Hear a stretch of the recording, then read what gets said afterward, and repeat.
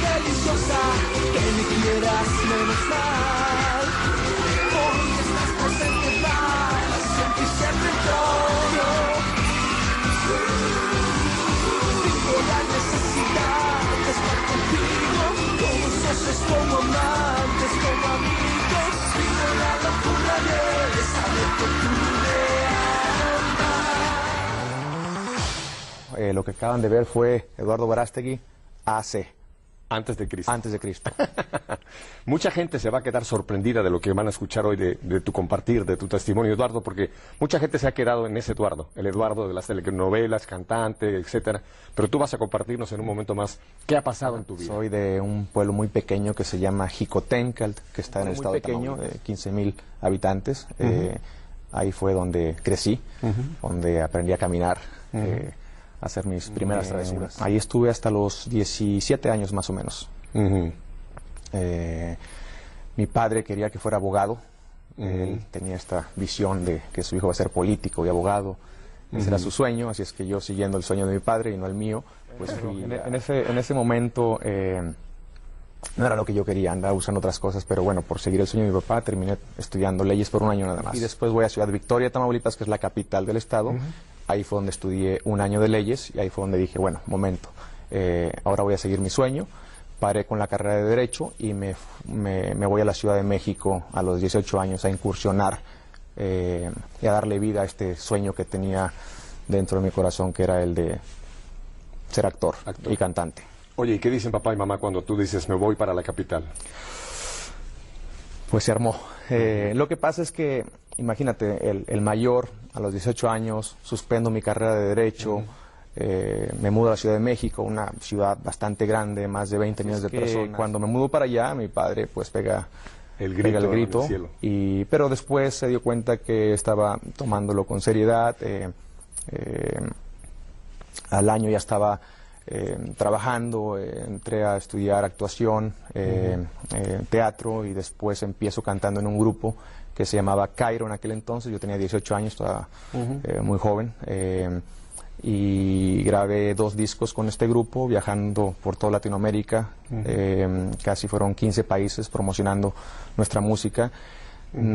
Estuve con ellos 3 años y medio y después me salgo del grupo y empiezo a hacer telenovelas en México. Y tú sabes que en México, si eres actor y quieres vivir de tu carrera, no tienes muchas opciones como aquí en Estados Unidos. Allá haces telenovelas o telenovelas, ¿no? Y fue lo que hice por casi 4 años y después de 3 mujeres fue cuando decido mudarme a Miami para incursionar nuevamente en la música, pero ya como solista. Fueron casi 12 años de carrera de estar trabajando muy duro, ¿no? Como lo mencioné hace un momento, ¿no? Cairo, después 5 telenovelas, después me mudo a Miami, grabo mi primer disco como solista, nuevamente viajando por toda Latinoamérica promocionando ese disco, y después me encontraba volando de Miami a Los Ángeles para promocionar ese disco, y en ese avión iba viajando un director de casting del estudio 20th Century Fox, y para hacerte el cuento corto, me invita a hacer esta audición para esta película que él estaba trabajando.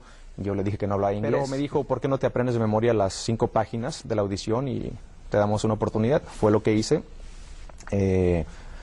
Hice la audición, me dieron el personaje, me mudo a Los Ángeles, dejo Miami, dejo la música nuevamente y me dedico a darle vida a este personaje en esta película que iba a ser mi primera película en Hollywood en inglés sin hablar el idioma, ¿no? Que para mí había sido una especie de milagro en aquel entonces, ¿no? Porque imagínate hacer una película en inglés sin hablar el idioma. De memoria las 5 páginas para la audición. La directora no sabía que yo no hablaba inglés, entonces pensó que qué buen actor porque tiene un acento, era mi acento, no estaba actuando. Y recuerdo que me para en la mitad de la audición y me empieza a hacer preguntas y no tenía ni la menor idea de lo que estaba diciendo. Me le quedaba viendo, me reía y yo, of course. Y de pronto pues traté de hacer lo que yo estaba pensando que ella me estaba preguntando, y me dieron el personaje. Y cuando me mudo a Los Ángeles, obviamente termino la película. Y ahí fue donde empezó un vacío muy fuerte en mi vida, porque después de 12 años de carrera, de estar logrando todo lo que yo pensaba que me iba a dar la felicidad, todo lo que yo soñaba, ¿no? cuando estaba en Jicotencatl, en ese momento, si alguien me hubiera dicho, vas a tener esta fama, este éxito, vas a viajar por tantos países, vas a hacer telenovelas, vas a cantar, vas a modelar, vas a hacer videos, vas a hacer esto y el otro. Te codeaste con gente muy famosa, me pareció ver en este pequeño video que apareció por ahí Jennifer López, o sea que te codeaste con gente muy importante en el mundo artístico. Trabajé con ella en un video y en un comercial, y claro, en ese momento yo hubiera pensado, no, bueno, pues si logro eso voy a ser el hombre más feliz del mundo, ¿no? Después de haber logrado todo eso y más, cosas que ni siquiera había soñado, me di cuenta que estaba triste, vacío, insatisfecho, me faltaba algo, no sabía qué era lo que me faltaba en ese entonces, y me di cuenta también que las razones por las cuales quería ser actor cuando tenía 18 años eran razones bastante superficiales y frívolas. Todo era la fama, el dinero, los placeres, el estilo de vida. ¿Y llegaste a estar metido en el relajo? En el mundo, o sea, fiestas y todo, pachangas y... de todo. De todo lo que se pueda imaginar. Okay. No me gustaría nombrarlo porque eso es entre de la gente. Mi confesor y yo. Pero de todo, claro, estaba bastante perdido y imagínense pues un chavo joven viviendo solo en México, probando la miel de la fama y del éxito y sin ninguna orientación y las amistades. Las chavas por las calles y bueno. Pues todo lo que te puedas imaginar. Malo, desafortunadamente y tristemente, como te decía, fui seducido por este ambiente. Llegó un momento donde perdí la perspectiva de qué estaba bien y qué estaba mal, todo era relativo. Y fue muy duro porque también las amistades que yo había escogido en aquel entonces pues eran amistades que tampoco me ayudaban, sino que todos nos perjudicábamos y ahora sí que íbamos derechito a este abismo sin fondo que llega un momento donde siempre uso la analogía de los perros galgos. No sé si has visto las carreras de los perros galgos. Nunca he estado, pero sé... Por televisión, sí, ves que van correteando una liebre, ¿no? Hecha de metal. Entonces ahí van correteando esta liebre y llega un momento que uno de los perros la llega a morder. De vez en cuando, casi nunca pasa, pero el perro muchas veces es muy rápido y la muerde, ¿no? ¿Qué le pasa a ese perro? A veces se rompe la mandíbula, sangra, sufre y se da cuenta que lo que estaba persiguiendo era una mentira, era un sueño falso. Ese perro jamás vuelve a correr en su vida. Lo que es triste es que los otros perros se la pasan correteando esa liebre siempre, el resto de sus días, ¿no? Y bueno, eso es lo que somos nosotros. Ese era yo, correteando este sueño falso, esta mentira, hasta que llegó un momento donde me sentía vacío, estaba sangrando, metafóricamente hablando, estaba sufriendo, me sentía pues que ya nada me llenaba, ¿no? No era más fama lo que estaba buscando, no era más dinero lo que estaba buscando tampoco, no era más placer lo que estaba buscando tampoco. Llega un momento donde para hacer esta película, de la que te platicaba, donde no hablaba inglés, contrataron una maestra de inglés para que me ayudara con el guión. Bueno, esta maestra de inglés resultó ser una mujer católica, devota, de hueso colorado, muy inteligente, con mucha sabiduría. Y claro, al principio no solamente ella me estaba enseñando inglés, sino que estaba sembrando semillitas. Y al principio pues yo estaba en una posición muy, ya sabes, arrogante, bastante orgulloso, no la dejaba entrar, pero ella de una manera pues con mucho cariño, persistente, inteligente, Santo trabajando. Empezó a entrar y llegó un momento, ella utilizó mucho el método socrático, haciendo muchas preguntas y ella no me decía, ella no me respondía, simplemente me hacía preguntas y yo mismo al final me daba cuenta que estaba viendo una contradicción. Preguntas como, no sé, ¿cuál es el propósito de la vida? ¿Cuál es el sentido de la vida? ¿Por qué quieres ser actor? ¿Cómo estás utilizando los talentos que Dios te dio? ¿Quién es Dios en tu vida? ¿Qué representa tu fe? Y llegó un momento donde me bombardeó con 1000 preguntas que después de 6 meses me tumbó del caballo. Y me di cuenta que lo que rompió mi corazón fue al darme cuenta no solamente que había dañado a muchas personas con los proyectos y con el estilo de vida que yo estaba llevando. No solamente le hice daño a mi familia, a personas, a mí mismo, pero lo que rompió mi corazón fue cuando me di cuenta que había ofendido a Dios con el estilo de vida que llevaba. Entonces, claro, cuando llega esta mujer a mi vida y me empieza a hacer estas preguntas y yo me di cuenta que ella estaba bien, cuando reconocí que mi cuerpo es el templo del Espíritu Santo, por primera vez, cuando empecé a leer la Biblia por primera vez, cuando empecé a abrirme realmente a la posibilidad de que podría yo estar mal en todo, porque muchas veces la soberbia y el orgullo pues no te deja, ¿no?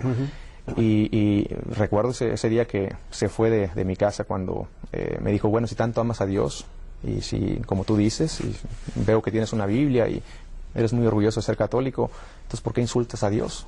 ¿Por qué rompes los mandamientos? ¿Por qué esto y por qué el otro? ¿Por qué insultas? ¿Por qué tratas así tu cuerpo, que es el templo del Espíritu Santo? Pero recuerdo que ese día se fue y entró un calor, algo que nunca había sentido en mi vida, que empecé a llorar como niño chiquito por días, tirado, pero en un rincón. Y fue una sensación que no te la puedo describir con palabras. Temblaba por dentro. Y fue un momento grande y obviamente fueron varios días donde no quería hablar con nadie. Por un lado la culpa también me estaba matando, porque cuando te das cuenta que desperdiciaste tu vida, tus talentos, tenía 28 años, entonces era un enojo contra mí mismo y al mismo tiempo, bueno, y todo el amor que yo le tenía a Dios, entonces era falso, o ¿cómo arreglo esto? Entonces no tenía en ese momento ningún director espiritual, no había ningún sacerdote con el que yo pudiera hablar. Me daba pena también hablar con Yasmín de lo que había pasado, porque no le quería decir lo que ella había causado en mi vida en ese momento, porque me daba pena. Entonces estaba como que solo, tragándome toda esta, pues estos sentimientos que estaban pasando, ¿no? Estas emociones, hasta que llegó un momento donde me di cuenta de lo que había dicho Santa Faustina, ¿no? Todos los pecados del mundo entero, desde el principio de la humanidad hasta el fin del mundo, no son nada más que una gota de agua en el mar de la misericordia de Dios. Y esa fue la noticia, la buena noticia para mí, porque hasta ese entonces la culpa me estaba matando. Yo pensaba que no tenía ya perdón. Lo de Dios fue la conversión y el reconocer. Fue como un acto de contrición, de estar totalmente arrepentido, y a partir de ese momento yo me había, en ese día, que te menciono, ahí fue donde, volteando hacia arriba, pidiéndole perdón, y a partir de hoy no vuelvo a utilizar mis talentos de una manera que te ofenda. A partir de hoy yo no vuelvo a tocar a una mujer hasta el día que me case. A partir de hoy, hice un contrato ahí un buen contrato. Y te lo puedo decir, ha sido estos 5 años, casi 5 años, han sido los días más grandes en mi vida. Nunca he obtenido tanta paz, tanta alegría, tanta serenidad, tanta felicidad, que finalmente es lo que todo el mundo anda buscando, la felicidad. Puedo contar los 20 años que viví totalmente en una vida mundana. No lo comparo con un día de lo que he estado viviendo. Esto para mí fue el secreto, más bien fue el darme cuenta que muchas veces nuestros sueños pueden ser nuestros peores enemigos, si esos sueños no van en línea con la voluntad de Dios, si son sueños egoístas. Y esos eran los sueños que yo tuve por muchos años. Yo quiero esto y quiero esto y quiero la fama y quiero esto y quiero el otro, y porque la sociedad te dice que si no llegas a la cima de la montaña y si no te vuelves en alguien, una persona exitosa, entonces eres un fracasado. Y muchas veces nuestros padres o tíos o familiares, o uno lo ve en los medios de comunicación, ¿no? La sociedad es lo que te dice, y eso es una mentira. Es una mentira, porque yo logré muchos de esos sueños y fui un fracasado, espiritualmente y personalmente hablando. Entonces me di cuenta que no es lo que yo quiero, sino el darme cuenta que fui creado, igual que tú, igual que todos ustedes, fuimos creados para trabajar en una misión específica, única, que nadie más puede hacer más que tú. Y tenemos de dos sopas: o realmente trabajamos en esa misión, obedecemos esa misión, y por lo tanto vamos a ser felices, vamos a tener la paz que todo el mundo está buscando, y vamos a contribuir, vamos a servir a los demás, vamos a servir a Dios, o no hacemos y desobedecemos, y por lo tanto nos vamos a afectar, vamos a perjudicar a mucha gente, y finalmente, lo más triste, vamos a ofender a Dios. Entonces lo más importante es saber, reconocer que fuimos creados por algo, que Dios nos ama, que estamos aquí por una razón específica, por razones específicas que muchas veces no entendemos, ¿no? Y tenemos que trabajar en esa misión, tenemos que ser fieles a Dios y realmente utilizar los talentos que Dios nos ha dado para servirlo a Él y a los demás, y honrarlo y glorificarlo en todo lo que hagamos. Ahí está realmente el secreto de todo. Nuestro Señor Jesucristo. Es la respuesta, es la verdad, es el camino, es la felicidad.